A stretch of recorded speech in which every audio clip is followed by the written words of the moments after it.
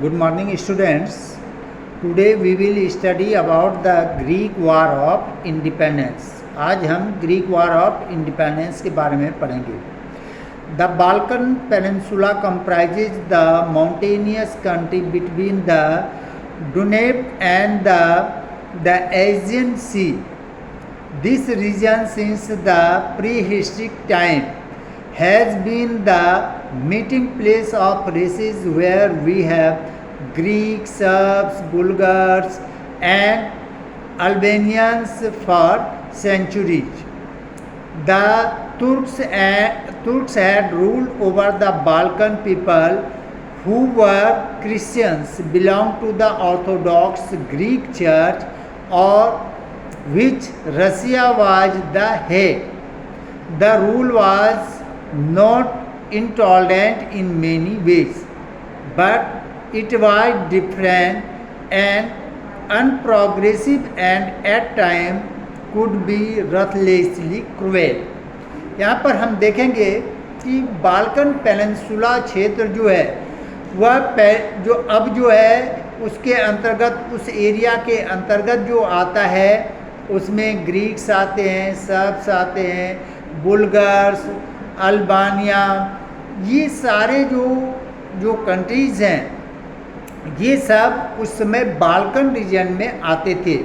और तुर्क जो है वह अपने पावर के बल पर अधिकार करके वहाँ पर रूल करते थे. और वहाँ पर अधिकांश पॉपुलेशन जो है वो ऑर्थोडॉक्स ग्रीक थे. ऑर्थोडॉक्स ग्रीक के फॉलोअर थे, ऑर्थोडॉक्स ग्रीक चर्च के. हाँ, और उस पर जो है प्रभुत्व किसका था? रसिया का, रूस का प्रभुत्व था. वहाँ पर रूल जो होते थे चूँकि तुर्क्स वहाँ पर रूल करते थे तो तुर्क्स काफ़ी ही क्रूएल होते थे. वे तलवार के बल पर शासन करते थे. वे मुस्लिम्स को तो तुर्क्स को तो सपोर्ट करते थे, लेकिन जो क्रिश्चियंस थे उसे जो है पूरी तरह से जो क्रूएल्टी उसके प्रति दिखाते थे, उनको पूरी तरह से दबा कर रखा जाता था. The mighty Turkish empire which had once been terror to Europe began to decline in 18th century. This decline of Turkish empire was mainly due to the administrative inefficiency. As a result, the phases of the provincial government started asserting their authority, giving way to revolt of the Christian subject. The weakness of the Turkey encouraged the submerged nationalists to make a bid for independence. अब mighty Turkish, एक समय जो Turkish था वह इतना powerful था कि पूरे यूरोप में उसका आतंक फैला रहता था. लेकिन 18th सेंचुरी में इसका पावर डिक्लाइन हुआ. उसके जो तुर्क थे उसके पावर कम हुए और इसी के फलस्वरूप हम देखते हैं कि तुर्की के जो पावर कम हुए, वहाँ के रूलर के, वहाँ के एडमिनिस्ट्रेटिव फेल्योर के कारण अब वहाँ पर जो डिफरेंट रीजन्स के जो क्रिश्चियंस थे वे अपने आप को स्वतंत्र करने के लिए प्रयास करने लगे. चूँकि वे सारे के सारे ऑर्थोडॉक्स क्रिश्चियंस थे, इसीलिए तुर्की के वीकनेस का, उसकी कमजोरी का फ़ायदा उठाकर वे वहाँ पर नेशनलिस्ट फीलिंग को उभारा और उसे इंडिपेंडेंट करने का प्रयास किया. It was in Greek that nationalism won its first triumph. The Greeks had been subject to Turkish rule since 1453.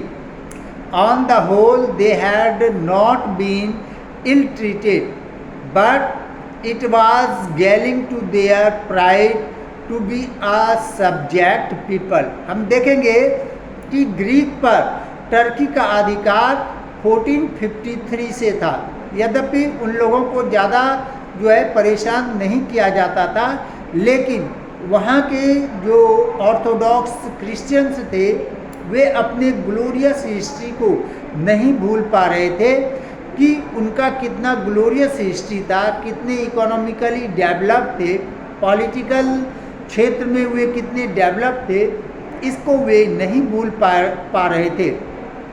Their national consciousness was stimulated by a literary revival which recalled the glorious achievement of ancient Greece and pointed the contrast between their former greatness and their low position under Turkish rule।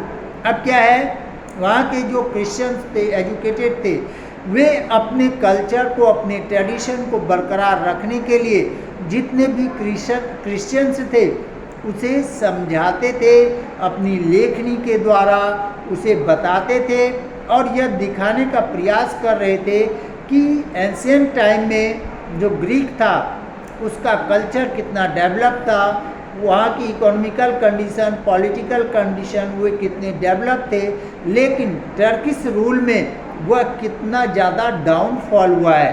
It means वहाँ के जो Christians थे उनको उनमें nationality की feeling उभारने का प्रयास किया और यूनाइट करके अपने कंट्री को इंडिपेंडेंट करने का प्रयास किया।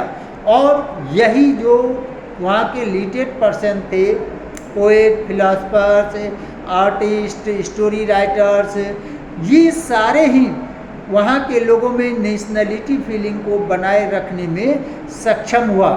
Moreover the spirit of French revolution stirred the sentiments of nationality in Greece. After the fall of Napoleon, Greek representatives appealed to the Congress of Vienna for the right of self-determination। अब क्या है, उस क्षेत्र पर Napoleon Bonaparte ने अधिकार कर लिया था और नेपोलियन बोनापार्ट जिस क्षेत्र पर अधिकार करता था वहाँ पर एडमिनिस्ट्रेटिव सुधार करता था। लेकिन 1815 में जब नेपोलियन बोनापार्ट पराजित हुआ और वहाँ पर कंजर्वेटिव गवर्नमेंट्स, जो वियना कॉन्वेंस का निर्माण हुआ था जिसमें कि ऑस्ट्रिया, रसिया, प्रूशिया और इंग्लैंड थे इसके, तो इन सबों के सामने अब ग्रीक के पीपल इंडिपेंडेंस करने के लिए दबाव डालने लगे, लेकिन सेल्फ गवर्नमेंट की मांग को ठुकरा दिया गया और उनके आंदोलन को पूरी तरह से कुचल दिया गया। Now they adopted another method. Even before the Vienna Congress, a group of Greek patriots had founded a secret society in 1814। आप लोग इसे याद कर लेंगे कि जो नेपोलियन बोनापार्ट के पतन के पहले ही वहाँ पर जो इंटेलेक्चुअल्स थे, जो लर्नर पर्सन थे, उन्होंने गुप्त संगठन का निर्माण 1814 में किया था जिसका नाम हेटालिया फिलिके। क्या नाम था? हेटालिया फिलिके। इसका अर्थ होता है एसोसिएशन ऑफ फ्रेंड्स, यानी इसके जितने भी मेंबर्स थे उसमें कोई जो है हेड और कोई लो पोजीशन पे नहीं रहता था।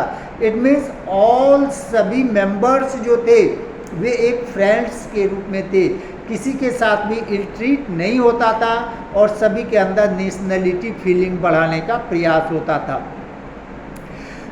with the object of the disseminating national doctrines and expelling the Turks from Europe। और उनका उद्देश्य एक ही था कि जो doctrine, national doctrine, it means जो ग्रीक के जो नेशन के हित में है उसके बढ़ावा के लिए, उसे प्राप्त करने के लिए तुर्क को यूरोप से भगाने की बात कहा करते थे। यानी तुर्कों को वहाँ से भगाया जाए तभी यूरोप का उत्थान हो सकता है। Most of the Greeks who were living in other countries joined the association and zealously worked to strengthen the cause। अब जो विदेशों में ग्रीक पीपल रहते थे वे इस एसोसिएशन से जुड़ने लगे और हमेशा ही प्रयास करते थे कि अपने पावर को कैसे बढ़ाया जाए और उन्हें कैसे पीछे हटाया जाए, तुर्क्स को यूरोप से, ग्रीक से कैसे भगाया जाए। इन 1820 द चीफ्स ऑफ द हेटारिया, 1820 में हेटारिया क्या था? वो क्रांतिकारियों का एक गुप्त संगठन था। तो उसका जो हेड था यानी चीफ था, raise the standard of revolt in northern Greek, उसके नेतृत्व में नॉर्दर्न ग्रीक में रिवॉल्ट कर दिया, विद्रोह छिड़वा दिया। In the expectations that they would receive aid from the tsar Alexander, Russia का जो किंग था जार अलेक्जेंडर नाम था, तो उन्हें आशा थी ग्रीक के जो वहाँ के चीफ थे हेटेरिया के, उन्होंने नॉर्थ जो है ग्रीक में विद्रोह करवा दिया और उन्हें आशा थी कि रसिया उनकी सहायता करेंगे। But since the tsar did not extend support, लेकिन जार ने उनको किसी प्रकार से सपोर्ट नहीं किया। Sultan Mohammed second was able to smother the northern uprising, उस समय टर्की का रूलर जो था वह सुल्तान महमूद सेकेंड था। सुल्तान महमूद सेकेंड, उसने इस आंदोलन को पूरी तरह से कुचल दिया।